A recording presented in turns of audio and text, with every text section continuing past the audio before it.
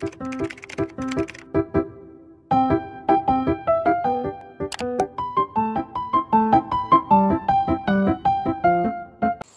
warahmatullahi wabarakatuh. Saya Fahyana, Unit 1 Semester 6 Prodi Pendidikan Islam Anak Usia Dini. Saya akan menjelaskan tentang teknik penyusunan proposal, yaitu yang pertama, penelitian kualitatif. Esensi penelitian kualitatif. Penelitian kualitatif merupakan penelitian untuk mengeksplorasi dan memahami makna oleh sejumlah individual atau kelompok orang dianggap berasal dari masalah sosial atau kemanusiaan. Menjelaskan bahwa proses penelitian kualitatif ini melibatkan upaya-upaya penting seperti mengajukan pertanyaan dan proses pengumpulan data yang spesifik dari para partisipan, menganalisis data secara induktif, mulai dari tema khusus, tema umum, dan menafsirkan makna data. Penelitian kualitatif terkait dengan fenomena kualitatif, misalnya ketika kita tertarik untuk menyelidiki alasan perilaku manusia, yaitu menganggap orang berpikir atau melakukan hal-hal tertentu.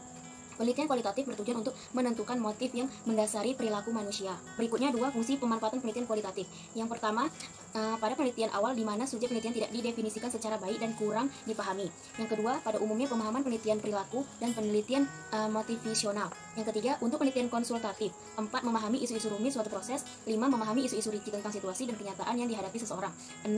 Untuk memahami isu-isu sensitif. 7. Untuk keperluan evaluasi. 8. Untuk meneliti latar belakang fenomena yang tidak dapat diteliti melalui penelitian kualitatif dan lain-lain. Selanjutnya, jenis-jenis penelitian kualitatif. Peneliti hendaknya jangan hanya memilih penelitian kualitatif. Penelitian kualitatif atau penelitian yang mengembangkan R&D. Untuk diterapkan, mereka juga harus menentukan jenis penelitian dalam 3 pilihan. 4. Strategi penelitian kualitatif. Yang pertama ada etnografi, merupakan penelitian kualitatif yang di dalamnya penelitian menyelidiki semua kelompok kebudayaan lingkungan yang alami dalam periode waktu yang cukup lama dalam pengumpulan data. Pengumpulan data utama, data observasi, dan data wawancara. Yang kedua, grounded theory, merupakan strategi penelitian yang di dalamnya penelitian memproduksi teori umum dan abstrak dari suatu proses, aksi, atau interaksi tertentu yang berasal dari pandangan-pandangan partisipan.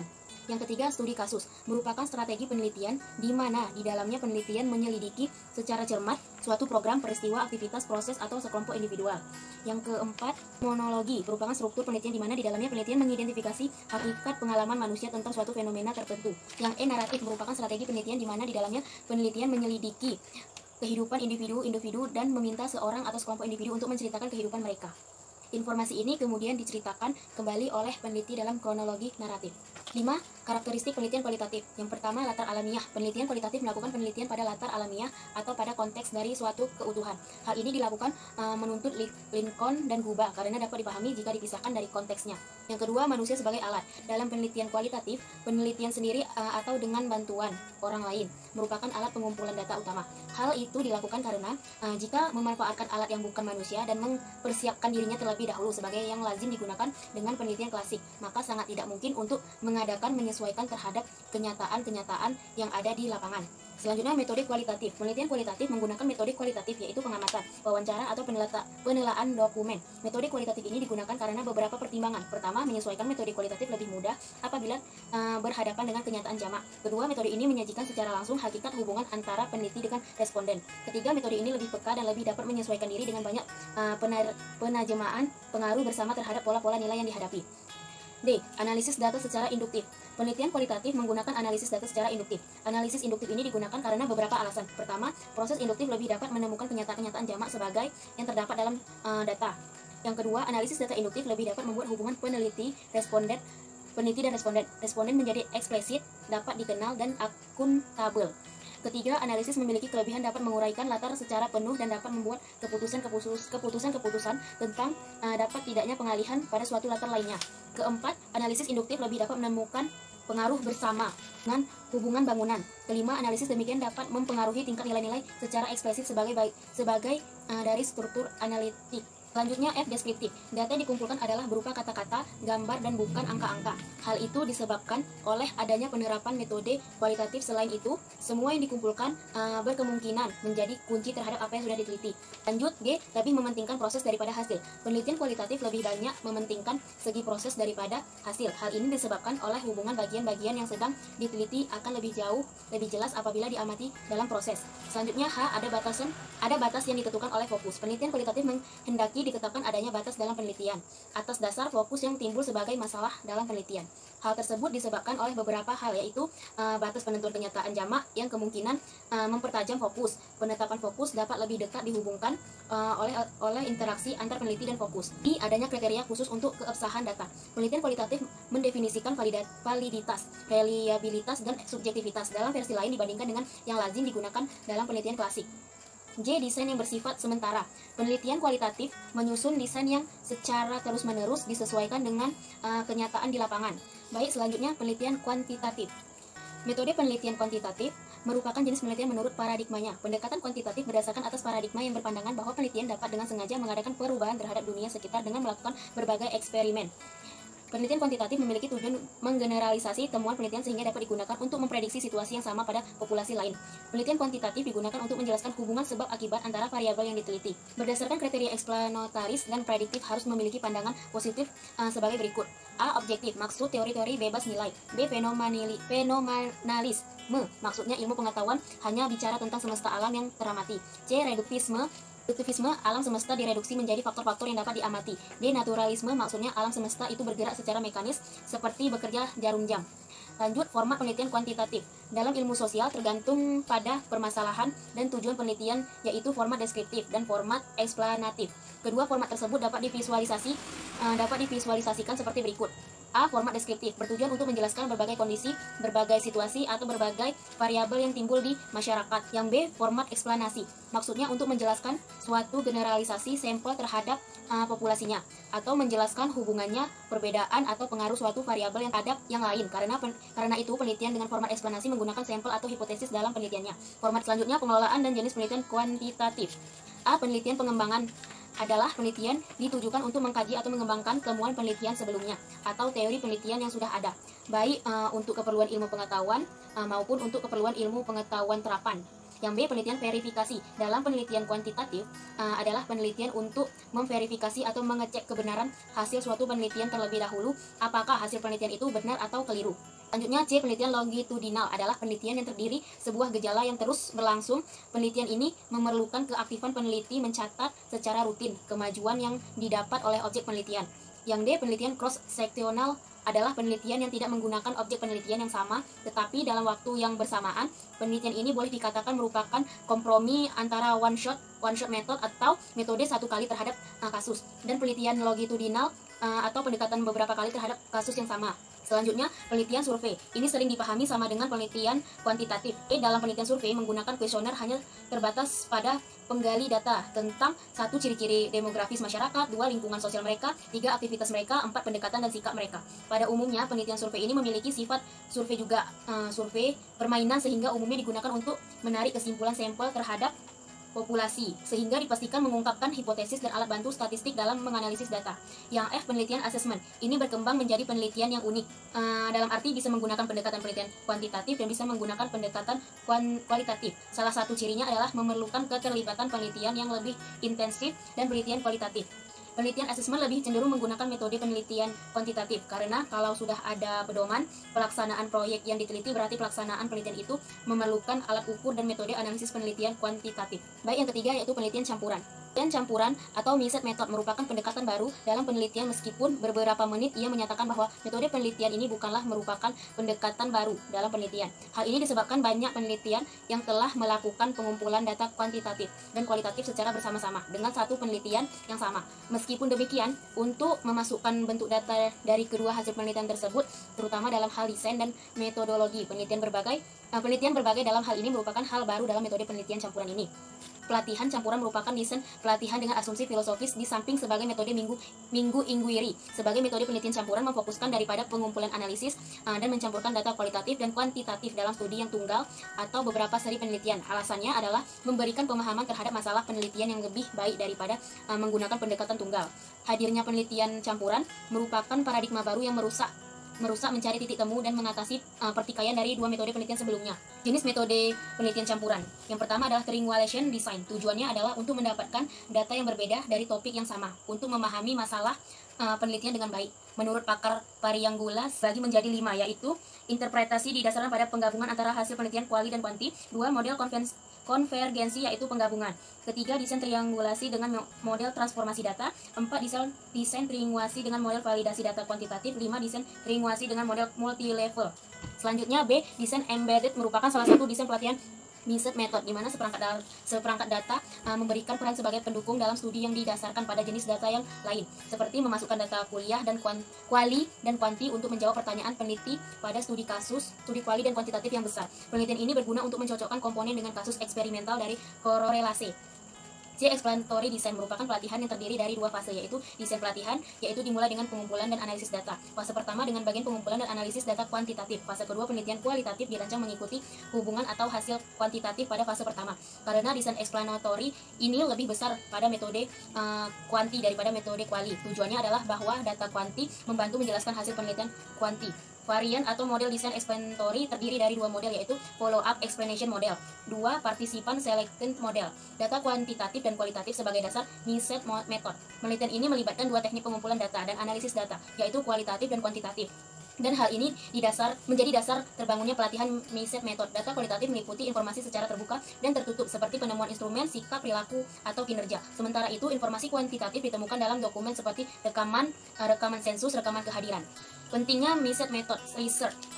Pelatihan yang menghasilkan kesimpulan berdasarkan temuan di lapangan hanya akan menjadi suatu konstruksi sosial penelitian pada lapangan tertentu. Apabila didekati secara kualitatif semata, sedangkan penelitian yang dilakukan secara kuantitatif hanya akan memberikan faktor atau daftar dari lapangan secara angka-angka, tidak menggambarkan aksi, reaksi, atau tindakan fisiologis mengenai setuju atau tidak kesimpulan pelatihan yang dilakukan. Baik, yang keempat, metode penelitian eksperimen. A. Pengertian penelitian eksperimen. Pengertian eksperimen adalah salah satu jenis pelatihan yang banyak digunakan. Secara definisi, metode penelitian eksperimen adalah suatu jenis pelatihan yang salah satu atau lebih variabel yang dilakukan manipulasi sehingga berpengaruh terhadap variabel lain. Buletin ini menguji sebab akibat antara variabel yang diteliti. Artinya penelitian eksperimen dilakukan untuk mengetahui ada atau tidak akibat atau perubahan dari adanya tindakan atau pengakuan yang diberi kepada satu atau lebih variabel. Penelitian eksperimen biasanya digunakan pada bidang ilmu kedokteran, kesehatan masyarakat, ilmu pendidikan, dan bidang ilmu lainnya. B. Tahap penelitian eksperimen. 1. Manipulasi. Memiliki satu variabel sebagai salah satu yang diberikan perilaku atau manipulasi untuk dapat dibandingkan dengan variabel tanpa perlakuan atau manipulasi sehingga dapat diketahui dibandingkan antara grup yang diberikan perlakuan dengan grup yang tanpa diberikan perlakuan atau manipulasi. 2. Pengadilan. Pada bagian ini penelitian ingin memastikan kondisi yang sama untuk sekelompok yang diberikan perlakuan. 3. Pengamatan. Pada bagian ini penelitian melakukan pengamatan untuk apakah ada pengaruh dari manipulasi yang dilakukan atau tidak. C. Bentuk-bentuk penelitian eksperimen. 1. Pre-eksperimental. Merupakan penelitian yang belum sebenarnya karena belum adanya variabel kontrol yang diberikan kontrol terhadap penelitian yang dilakukan. Penelitian ini hanya dilakukan untuk melihat hasil pengaruh yang diberikan oleh variabel independen terhadap variabel dependen. Penelitian pre-eksperimental terbagi menjadi 3. Yang pertama, one shot case study, penelitian dan memberikan perlakuan terhadap suatu variabel yang akan diteliti, di mana variabel diberikan beberapa jenis perlakuan dan dilihat hasilnya dari setiap perlakuan atau manipulasi yang diberikan. Yang kedua, one group protest-stop test. Penelitian one group protest-stop test merupakan desain penelitian yang dilakukan tahap pre-test dan post-test. Pre-test dilakukan untuk melihat kondisi awal sebelum diberikan perlakuan atau manipulasi, sedangkan post-test adalah keadaan yang dapat diamati setelah diberikan perlakuan atau manipulasi. C. Intake group comparison. Penelitian ini adalah dilakukan sebagai grup dalam suatu kelompok. Satu kelompok diberikan perlakuan atau manipulasi dan satu grup dijadikan grup kontrol yang tidak diberikan perlakuan sehingga dapat membedakan dari kedua grup untuk dilihat perbandingannya. Yang kedua, true experimental merupakan pelatihan yang benar-benar merupakan kontrol terhadap variabel penelitian yang dilakukan. Penelitian ini dibagi menjadi 2, yaitu post only control design. Yang B. Present control group design. Penelitian 3. Functional eksperimental. Latihan ini melibatkan lebih dari satu variabel untuk melihat penyelidikan bersama dengan variabel lain. Tujuannya untuk melihat apakah dapat digeneralisasi efek dari variabel yang diberikan manipulasi atau perlakuan. Yang keempat, akuasi eksperimental. Eksperimental adalah desain pelatihan yang variabel kontrolnya tidak dapat sepenuhnya memberikan kontrol terhadap variabel yang diteliti. Penelitian kuasi eksperimental dibagi menjadi 2, yaitu time series design dan non-equivalent control group design. Kelima, penelitian tindakan. Pengertian penelitian tindakan menurut MC Choi Jong, penelitian tindakan dicirikan sebagai penyelidikan sistem yang bersifat kolektif, kolaboratif, dan reflektif diri kritis dan dilakukan oleh peserta penyelidik. Tujuan dari penelitian ini adalah memahami praktik dan artikulasi pemikiran atau praktik filsafat untuk meningkatkan praktik. Dalam hal ini, penelitian tindakan dapat digunakan dalam pendidikan, baik di dalam dan di luar kelas. Sedikit berbeda dengan jenis tindakan resort atau tindakan kelas lebih khusus, penyelidik di kelas harus dilakukan oleh guru. 1. Rasio staf yang berada di KAR keharusan. A. Memiliki perasaan yang sama dengan mengembangkan tinggi. Yang B. Menjaga hubungan baik. C. Menghindari konflik. D. Menyelesaikan konflik yang timbul secara terbuka dan logis. E. Menerima orang lain apa yang mereka tidak seharusnya. F. Mengembangkan hubungan pribadi, bekerja personal, kooperatif. G. Peka terhadap perasaan orang lain. 2. Untuk komunikasi antar anggota staf yang terlibat AR, setiap anggota harus efektif. A. Mendengarkan seksama terhadap orang lain. B. Menerima dan bertindak seperti apa yang ia katakan. C. Perilaku dapat dipahami oleh anggota lain. D. Jujur dan serius. E. Bertindak secara profesional sesuai dengan negara, memberikan umpan balik terus-menerus kepada orang lain tentang apa yang terjadi. 3. Peserta. A. Semua yang relevan. B. Semua orang atau kelompok dipengaruhi oleh perubahan. C. Jika mungkin mengambil memperhitungkan semua bidang politik, sosial dan depan. D. Bekerja dengan individu atau kelompok lain. E. Semua orang yang terlibat harus bermanfaat. Tujuan penelitian tindakan yaitu adalah untuk meningkatkan praktik pendidikan. Para peneliti mempelajari masalah mereka sendiri atau masalah di sekolah atau lingkungan pendidikan. Tujuan meningkatkan dan melibatkan dalam penelitian tindakan. 1. Adalah salah satu cara strategi untuk meningkatkan pelayanan. 2. Pekerja disebut sebuah lembaga. 3. Informasi yang berkaitan dengan topik serta mereka telah mempelajari manfaat langsung dari tindakan mereka. 4. Menciptakan konteks belajar dari pihak yang terlibat yaitu peneliti dan subjek yang diteliti. 5. Sebuah budaya penelitian berkaitan dengan prinsip saat bekerja untuk melakukan penelitian di bidang yang dianutnya. 6. Munculnya kesadaran dari masalah yang sedang diselidiki sebagai akibat dari tindakan konkret meningkatkan kualitas. 7. Dapat pengalaman nyata berhubungan erat dengan upaya yang meningkatkan kualitas profesional dan akademik. Keuntungan dan kerugian dari penelitian tindakan sendiri. Yang pertama, keuntungan. 1. Kerjasama dalam penelitian. Pertama, bertindak pelantikan. 2. Kerjasama dalam bertindak. Pertama, penelitian untuk mendorong ke aktivitas dan berpikir kritis. 3. Kerjasama meningkatkan kemungkinan perubahan. 4. Kerjasama dalam penelitian ini dapat meningkatkan kesepakatan. Yang terakhir, penutup. Pengertian tindakan adalah refleksi penyelidikan kolektif dilakukan bekerja sama dengan peserta dalam ilmu sosial dan pendidikan untuk meningkatkan kondisi pemahaman dan pelaksanaan pekerja itu sendiri dan juga memiliki dampak pada lingkungan sekitarnya. Terakhir adalah penelitian R&D. Menurut Guy 1990, penelitian pengembangan adalah suatu usaha untuk mengembangkan suatu produk yang efektif untuk digunakan sekolah dan bukan untuk pengujian teori. Penelitian pendidikan dan pengembangan atau R&D adalah proses yang digunakan untuk mengembangkan dan memvalidasi produk pendidikan. Langkah dari proses ini biasanya disebut sebagai siklus R&D yang terdiri dari pembelajaran, temuan, penelitian yang berkaitan dengan produk yang akan dikembangkan. Mengembangkan produk berdasarkan temuan ini, bidang penguji dalam pengaturan di mana ia akan digunakan di akhirnya, dan merevisinya untuk memperbaiki kekurangan yang ditemukan dalam tahap pengajuan dan pengujian. Research dan development ini intinya adalah bahwa penelitian tersebut dilakukan untuk mengembangkan produk penelitian sebelumnya secara berkelanjutan, sehingga terjadi perubahan dan perkembangan yang ideal sesuai yang diharapkan. Kesulitan dalam pengembangan penelitian ke arah research dan development umumnya terletak pada ketidakpahaman pada jenis penelitian ini. Selanjutnya, tahap penelitian research and development atau R&D. Yang pertama, pemeriksaan pendahuluan. Pemeriksaan pendahuluan yang sistematif dan intensif dari permasalahan mencakup A. Tinjauan ulang literatur. B. Konsultasi tenaga ahli. C. Analisis tentang ketersediaan kontrol untuk tujuan yang terkait. Dan D. Studi kasus dari praktek yang umum untuk merincikan kebutuhan. 2. Penyelesaian teoritis. Usaha yang lebih sistematif dibuat untuk menerapkan dasar pengetahuan dalam mengutarakan dasar dan pemikiran yang teoritis untuk pemilihan rancangan. 3. Uji empiris. Bukti empiris yang jelas menunjukkan tentang kepraktisan dan efektivitas dan intensitas dan intervensi. 4. Proses dan hasil dokumentasi, analisis dan refleksi. Implementasi dan hasilnya berperan pada spesifikasi dan perluasan metodologi rancangan dan pengembangan penelitian. Pandangan Borg dan Gall ada 10 tahapan, yaitu Research and Information Collecting. 2. Planning. 3. Development Preliminary Form of Produksi. 4. Preliminary Field Testing. 5. Main Product Revisi. 6. Main Field Testing. 7. Operational Product Revisi. Yang 8. Operational Field Testing. Yang 9. Final Product Revision. 10. Dissemination and Implementation. Karakteristik penelitian dan pengembangan R&D. 1. Masalah yang ingin dipecahkan adalah masalah nyata yang berkaitan dengan upaya inovatif atau penerapan teknologi dalam pembelajaran sebagai pertanggungjawaban profesional dan komitmen terhadap pemerolehan kualitas pembelajaran. 2. Pengembangan model, pendekatan dan metode pembelajaran serta media belajar yang mengajukan menunjang keefektifan pencapaian kompetensi siswa. 3. Proses pengembangan produk. Proses pengembangan produk, validasi yang dilakukan melalui uji coba ahli dan uji coba lapangan secara terbatas perlu dilakukan sehingga produk yang dihasilkan bermanfaat untuk meningkatkan kualitas pembelajaran. Selanjutnya, 4. Pengembangan model, pendekatan, modul, metode, dan media pembelajaran perlu didokumentasikan secara rapi dan dilaporkan secara penjelasan tentang teknik penyusunan proposal yang saya jelaskan lebih dan kurang saya mohon maaf. Saya akhiri. Assalamualaikum warahmatullahi wabarakatuh.